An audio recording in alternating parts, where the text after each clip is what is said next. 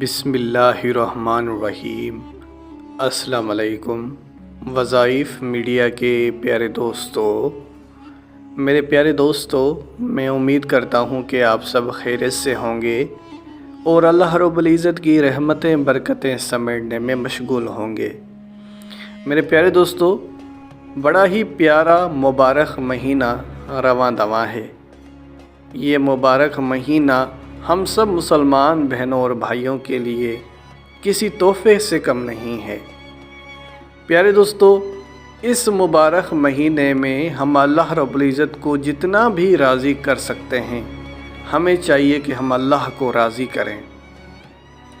پیارے دوستو، یہ ہمارے پاس ایک بہت بڑا موقع ہوگا، کیونکہ اس مبارک مہینے میں شیاطین کو قید کر لیا جاتا ہے اور جنت کے دروازے کھول دیے جاتے ہیں۔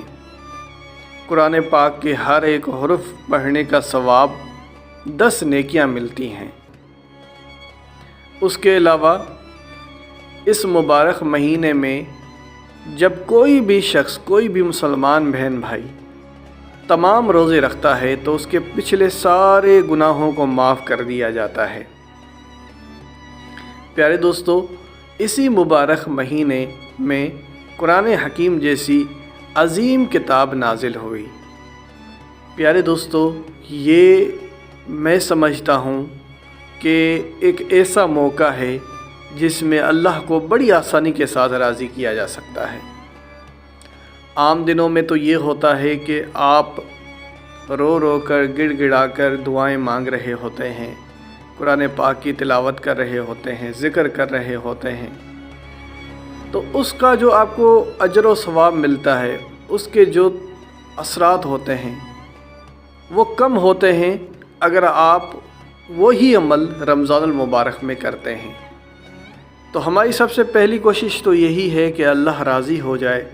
جب اللہ راضی ہو جائے گا تو ہماری تمام حاجتیں ویسے ہی پوری ہو جائیں گی۔ میرے پیارے دوستو، آج ہم آپ کو 15 رمضان المبارک کے حوالے سے ایک نہایت ہی آسان اور مجرب وظیفہ آپ لوگوں کی خدمت میں پیش کریں گے۔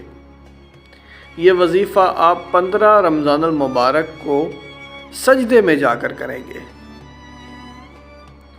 اس سے ہوگا یہ کہ آپ کی جتنی بھی بڑی سے بڑی حاجتیں ہیں، جتنی بھی بڑی سے بڑی دعائیں ہیں، اللہ رب العزت آپ کی ان دعاؤں کو پورا کر دے گا۔ تو میرے پیارے دوستو، اس سے پہلے کہ ویڈیو کا باقاعدگی سے آغاز کریں اور آپ کو آج کے اس وظیفے کی طرف لے جائیں، آپ سب نے مہمانوں سے درخواست ہے کہ ہمارے اس چینل کو سبسکرائب کر لیں اور بیل کے آئیکن کو بھی دبا دیں تاکہ آنے والی ویڈیوز آپ تک بآسانی پہنچ سکیں۔ میرے پیارے دوستو، آج جن کلمات کا آپ نے وظیفہ کرنا ہے، یہ کلمات نبیوں نے بھی ادا کیے ہیں، یعنی جب نبیوں پر بھی مشکلاتیں آئیں تو انہوں نے بھی یہی کلمات پڑھے۔ حضرت یونس علیہ السلام جب مچھلی کے پیٹ میں تھے تو انہوں نے بھی یہی کلمات پڑھے تھے، اور وہ کلمات کیا تھے؟ لا الہ الا انت سبحانک انی کنت من الظالمین۔ اور اللہ رب العزت نے انہیں مچھلی کے پیٹ سے نجات دلائی۔ لا الہ الا انت سبحانک انی کنت من الظالمین حضرت یونس علیہ السلام کی دعا بھی کہلائی جاتی ہے، اور اسی کو آیت کریمہ بھی کہا جاتا ہے۔ تو آیت کریمہ، چاہے آپ کسی بھی مشکلات میں پھنسے ہوئے ہیں، چاہے آپ گناہوں کی معافی چاہتے ہیں، چاہے آپ بیماریوں سے شفا چاہتے ہیں، چاہے آپ کی کوئی خاص حاجت ہے، ہر صورت میں یہ آیت مبارکہ آپ کے لیے کام کر جائے گی۔ لیکن ہم بالخصوص آپ کو آیت کریمہ ہر جائز حاجت کے حصول کے لیے بتا رہے ہیں کہ آپ نے اس کو کیسے پڑھنا ہے۔ رمضان المبارک کی 15ویں تاریخ کو، یعنی 15 رمضان المبارک کو جب آپ عصر کی نماز پڑھ لیں گے اس کے بعد آپ نے سجدے میں جا کر یہ کلمات پڑھنے ہیں۔ یاد رہے باوضو حالت میں ہونا ضروری ہے، تو ظاہر سی بات ہے آپ نے اگر نماز پڑھی ہوگی تو آپ کا وضو برقرار ہوگا، اور اگر برقرار نہیں رہا تو آپ نے دوبارہ سے وضو بنا لینا ہے۔ تو 11 بار آپ پہلے تو درود پاک پڑھیں گے اور بڑے سکون اور اطمینان کے ساتھ پڑھنا ہے، کوئی اس میں جلد بازی نہیں کرنی۔ جب آپ کی 11 بار آپ پڑھائی مکمل کریں درود پاک کی، اس کے بعد آپ سجدے میں چلے جائیں اور سجدے میں جا کر آپ 40 بار آیت کریمہ پڑھیں۔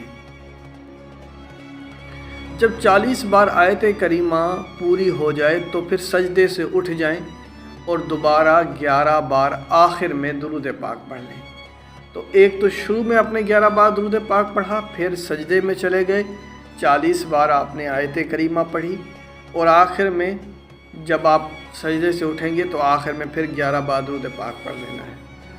اب اس کے بعد آپ نے کچھ دیر کے لیے استغفار کا کثرت سے ورد کرنا ہے۔ استغفار کا ورد کرتے رہیں کم از کم 333 بار، یا پھر 2 منٹ تک آپ استغفار کا کثرت سے ورد کرتے رہیں۔ تو جب استغفار کا ورد ہو جائے تو اس کے بعد دعا کے لیے ہاتھ اٹھانا ہے، اپنی ہر جائز حاجت کے حصول کے لیے اللہ سے دعا کرنی ہے۔ انشاءاللہ جو بھی آپ کی بڑی سے بڑی حاجتیں ہوں گی، اللہ رب العزت آپ کی ان حاجات کو پورا کر دے گا۔ اب یقیناً آپ نے جب یہ وظیفہ کیا، اور میں سمجھتا ہوں جب آپ یہ وظیفہ کریں گے اس کے بعد جب آپ کو اس کا فائدہ ہوگا تو آپ دوسرے لوگوں کے ساتھ بھی ضرور شیئر کریں گے، کیونکہ یاد رہے کوئی بھی اچھا عمل شیئر کرنا، لوگوں تک پہنچانا صدقہ جاریہ ہے۔ جب آپ ایک بار شیئر کرتے ہیں تو آپ کا پیغام لاکھوں لوگوں تک پہنچ سکتا ہے، تو اس کا فائدہ نہ صرف ہمیں بلکہ آپ کو بھی ہوتا ہے، کیونکہ آپ نے جب ایک شخص کو شیئر کیا ہو سکتا ہے وہ 10 اور لوگوں کو شیئر کرے، تو ایسے میں یہ ایک چین بنتی ہے اور لاکھوں لوگوں تک آپ کا پیغام پہنچ جاتا ہے۔ تو میرے پیارے دوستو، اس کو کوئی عام کام مت سمجھیے گا، وظیفہ کرنا بھی بہت اچھا عمل ہے، لیکن اچھی بات کو شیئر کرنا اس سے بھی اچھا عمل ہے، کیونکہ اس سے بہت سے لوگوں کا فائدہ ہوتا ہے۔ تو میرے پیارے دوستو، اسی کے ساتھ اجازت چاہوں گا، اپنا بہت سارا خیال رکھیں۔ اللہ حافظ۔